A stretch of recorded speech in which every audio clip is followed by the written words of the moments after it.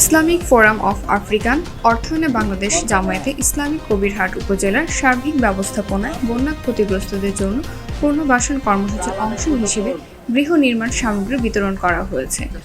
এই সময় কবিরহাট উপজেলার বন্যা ক্ষতিগ্রস্তদের মাঝে তালিকাভুক্ত ও বাছাইকৃত সনাতন ধর্মাবলম্বী সহ কয়েকটি মুসলিম পরিবারে গৃহ নির্মাণের জন্য 4 বান করে ঢেউটিন এবং নগদ টাকা সহ প্রতিটি পরিবারকে 30,000 টাকা করে পুনর্বাসনের সামগ্রী প্রদান করা হয়।